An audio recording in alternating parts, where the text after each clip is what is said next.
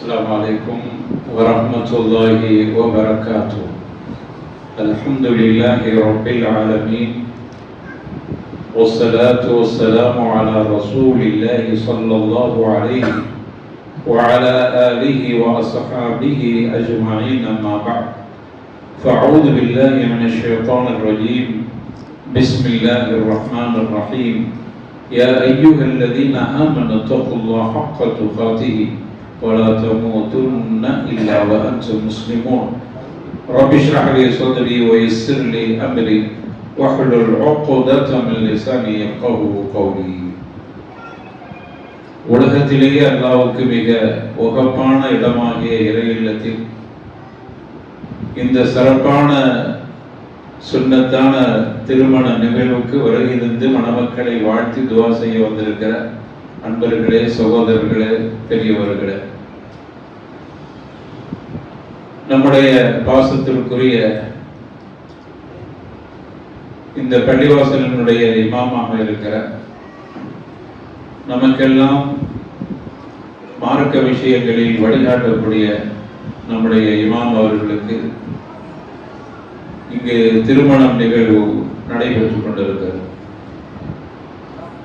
இந்த நல்ல சந்தர்ப்பத்தில் அருமையானவர்களே, திருமணத்தை பற்றி அல்லாஹ் தனது திருமறையில குறிப்பிடுகிற பொழுது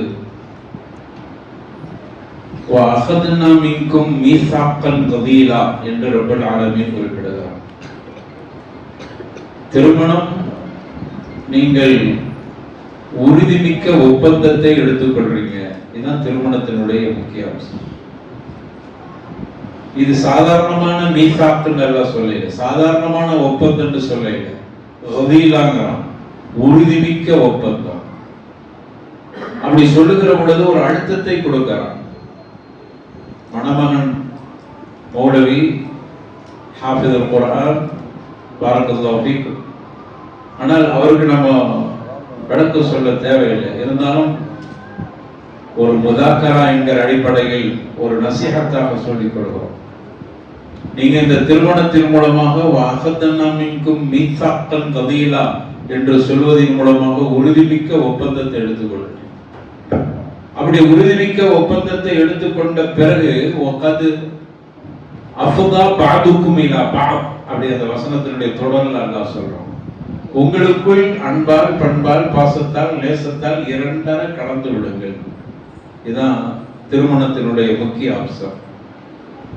எனவே மணமகன், நீங்கள் உறுதிமிக்க ஒப்பந்தத்தின் மூலமாக உங்களுடைய மனைவிடத்தில் அன்பால், பண்பால், பாசத்தால் இரண்டரை கலந்து விட வேண்டும். அஃதா இரண்டரை கலந்து விட்டால் உங்களுக்குள் ஏற்படுகிற எல்லா விஷயங்களையும் அனுசரித்து சகிப்புத்தன்மையோடு சென்று விடுவீர்கள்.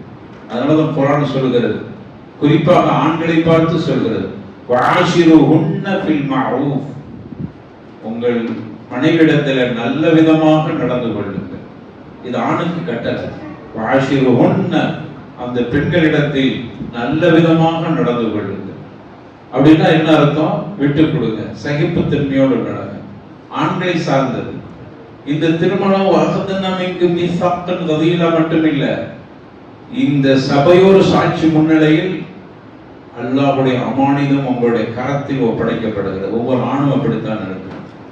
ஏதோ திருமணம் செய்கிறோம், என்னுடைய ஆசையை நான் பகிர்ந்து கொள்வதற்கு, அவளுடைய ஆசையை என்னிடத்தில் பகிர்ந்து கொள்வதற்கு இதோடு திருமணத்தை சுருக்கி பார்த்து விடாதே. அல்லாஹ்வுடைய அமானிதமாக உங்களுடைய கரங்களில் ஒப்படைக்கப்படுகிறார் சொல்றாங்க. ஃபீ அமானில்லாஹ், ஒவ்வொரு ஆணும் புரிய வேண்டும். திருமணமான ஒவ்வொருவர்களும் இதை நினைத்து கொள்ள வேண்டும். நான் திருமணம் செய்து எனது துணையாக, மனைவியாக இருக்கக்கூடியவர்கள் அல்லாஹ்வுடைய அமானிதமாக என்னிடத்தில் ஒப்படைக்கப்படுவார்கள். அல்லாஹ்வுடைய அமானிதம் சாதாரண விஷயமா? பிறரிடத்தில் அமானிதமாக நான் ஒரு பொருளை வாங்கினால் எப்படி அதில் பழுதில்லாமல், சேதாரம் இல்லாமல் திருப்பி கொடுக்க வேண்டுமோ, அது மாதிரி அல்லாஹ்வின் அமானிதமாக உங்களுடைய கரங்களில் ஒப்படைக்கப்படுகிற ஒவ்வொரு உங்களுடைய மனைவிமார்களும் மிகவும் கவனத்தோடு கையாளப்பட வேண்டும். ஜுஜாஜின்னாங்க, அவங்க ஒரு கண்ணாடி ஜாடி மாதிரி. கண்மணி நாயகம் ரசூலுல்லாஹி ஸல்லல்லாஹு அலைஹி வஸல்லம் நம்முடைய மனைவிக்கு இப்படி சொல்றாங்க, கண்ணாடி ஜாடி இருக்கிறது, மிக கவனமாக நீங்கள் கையாளுங்கள். அதுதான் ஆண்களை சார்ந்தே இந்த கட்டளைகள்லாம் இருக்கு. நம்ம தான் தலையில புரிஞ்சு வச்சுக்கிறோம். ஆண்களை சார்ந்த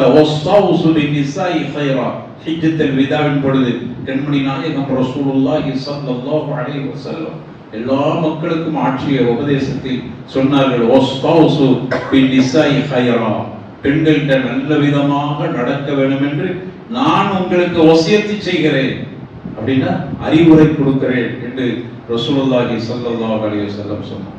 இதெல்லாம் ஆண்களை சார்ந்தது. எனவே மணமகனே, உங்களுடைய வாழ்க்கையில் எந்த சந்தர்ப்பத்திலும் உங்களுடைய மனைவி விஷயத்தில் கவனத்தோடு நடந்து கொள்ளுங்கள், சகிப்புத்தன்மையோடு நடங்கள், விட்டு கொடுங்கள்.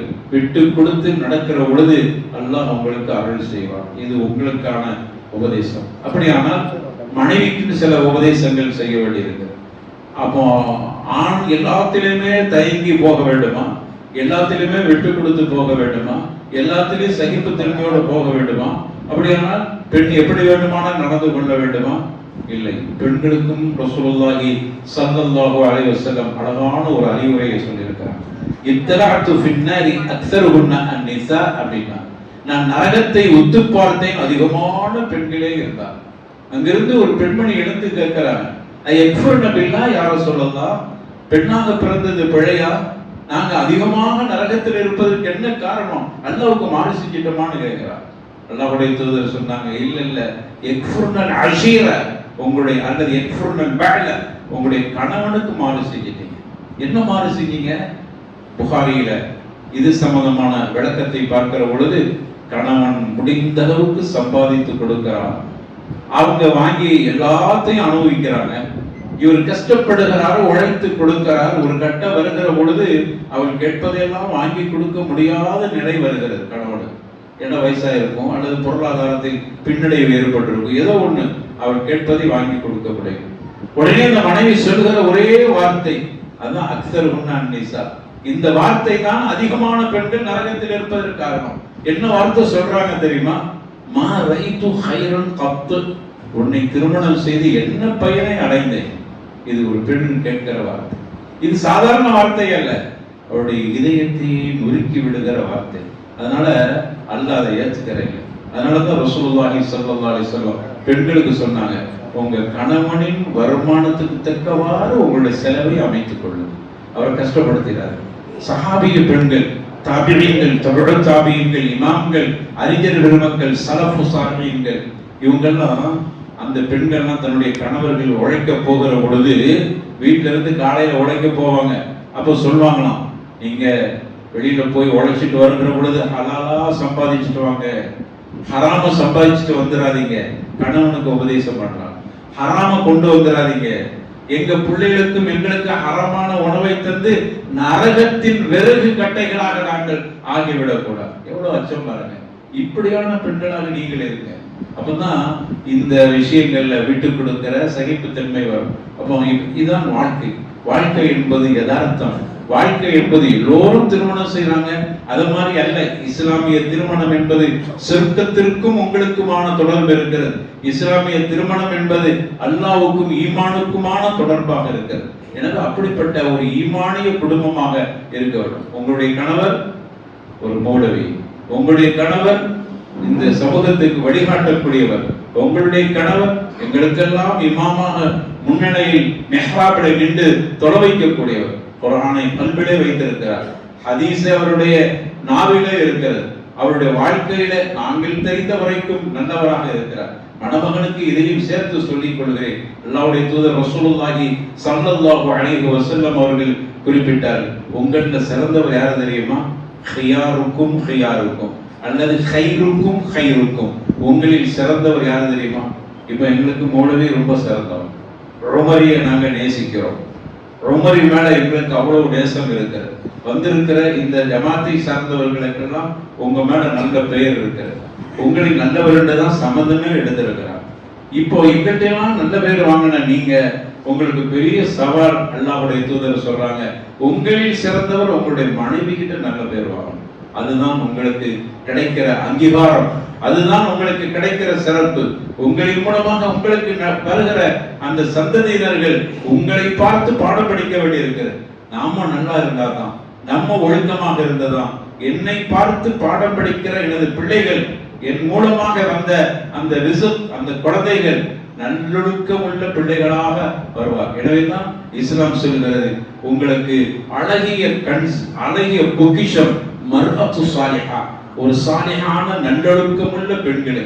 எனவே இந்த அடிப்படையை உணர்ந்து உங்களுடைய வாழ்க்கையை சரியாக்கி கொள்ளுங்கள்.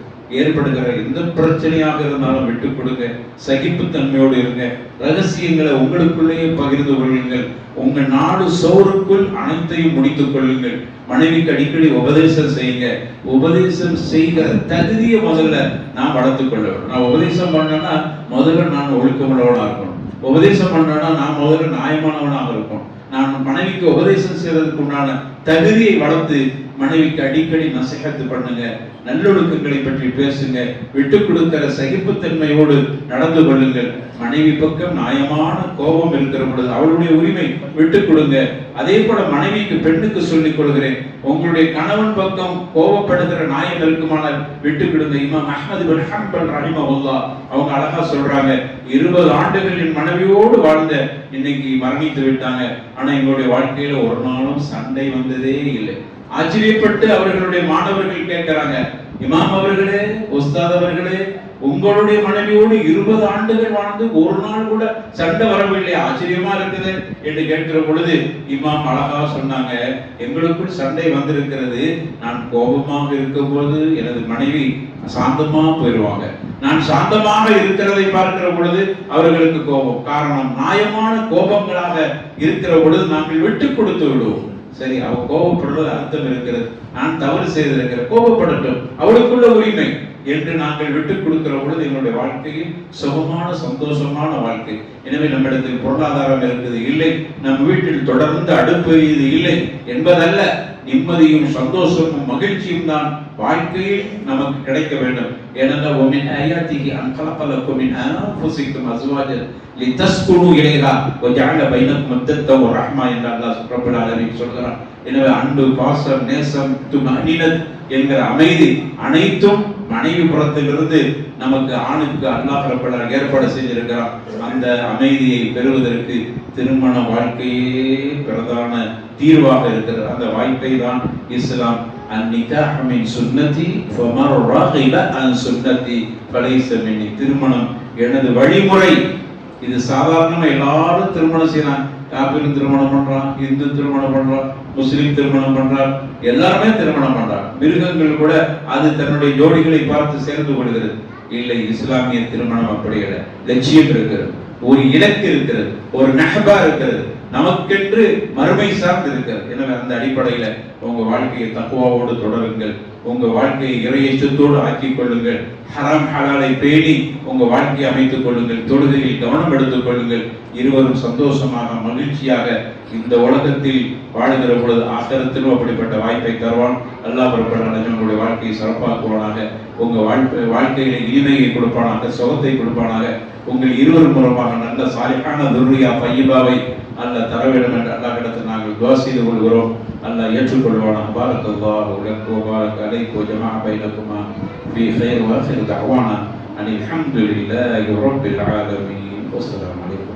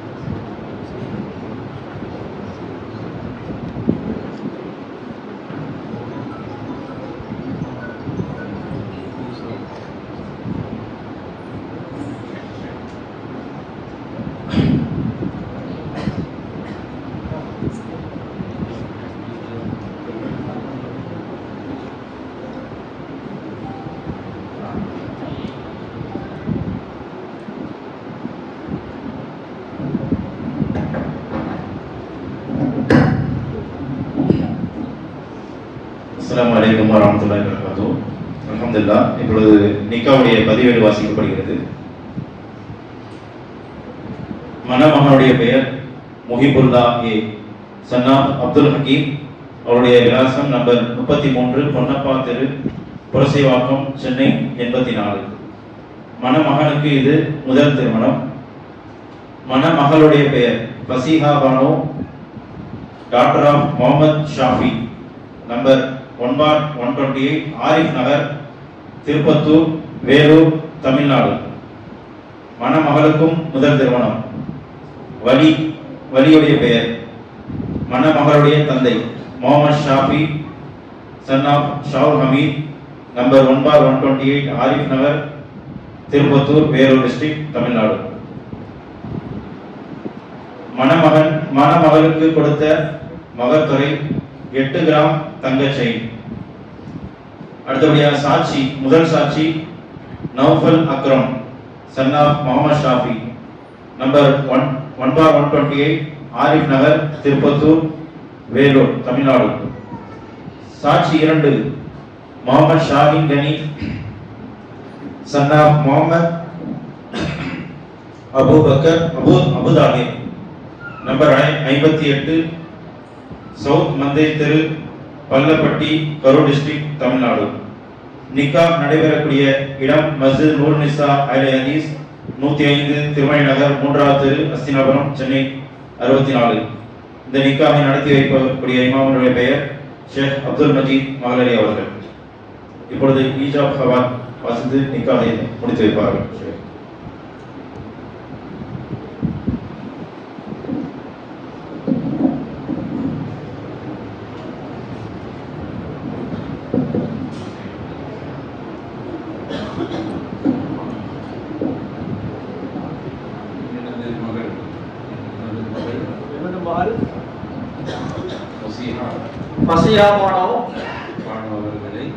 ஃபசியா பானோ அவர்களே, நீங்கள் வழங்க இருக்கிற 8 கிராம் தங்க நகை மகராக பெற்று சபையோர் சாட்சி முன்னிலையில் உங்களுக்கு நான் திருமணம் செய்து தருகிறேன்.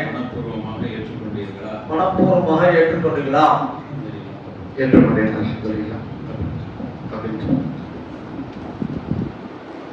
இந்த ஈஜாப் கபூல் என்கிற திருமண ஒப்பந்தம் முடிந்த பிறகு கண்மணி நாயகம் ரசூலுல்லாஹி ஸல்லல்லாஹு அலைஹி வஸல்லம் மணமக்களை வாழ்த்தி ஒரு அற்புதமான துவா அவங்களுடைய முபாரக்கான வாயால் முடிந்திருக்கிறார். அந்த துவாவை நம்ம எல்லாரும் சொல்லி மணமக்களை வாழ்த்தி துவா செய்வோம். பாரக்கல்லாஹு லக் வ பாரக அலைக் வ ஜமஅ பைனகுமா ஃபீ கைர். பாரக்கல்லாஹு லக், அல்லாஹ் உங்களுக்கு அபிவிருத்தி வழங்குவானாக. உங்கள் இருவருக்கும் உள்ளத்தாலும் புறத்தாலும் அபிவிருத்தியை வழங்குவானாக. உங்கள் இருவர்களையும் நல்ல விஷயங்களை கொண்டு சேர்ப்பானாக. பாரக்கல்லாஹு லக் வ பாரக அலைக் வ ஜமஅ பைனகுமா ஃபீ கைர்.